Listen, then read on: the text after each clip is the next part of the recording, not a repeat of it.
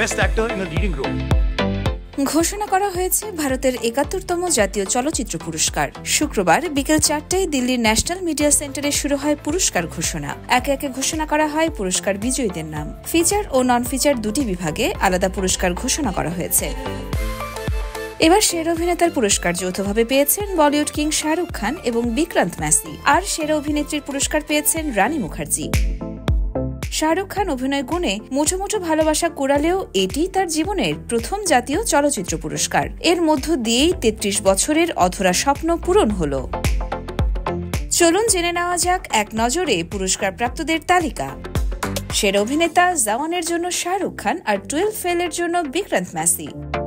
সেরা অভিনেত্রী Mrs Chatterjee versus নরওয়ের জন্য রানী মুখার্জি।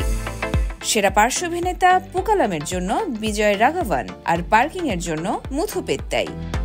সেরা পার্শ্ব অভিনেত্রী উল্লুজুক্কুর জন্য উর্বশী রাউতেলা এবং ভাসের জন্য জানকি বুদিওয়ালা।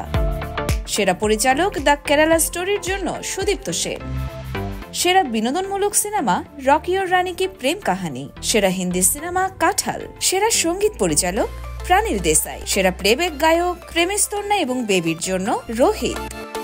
সেরা প্লেব্যাক গায়িকা জওয়ান মুভির চালিয়া গানের জন্য শিল্পা রাও এবং সবশেষে সেরা চিত্রনাট্য বেবির জন্য সাই রাজেশ এবং পার্কিং এর জন্য রামকুমার বালাকৃষ্ণন।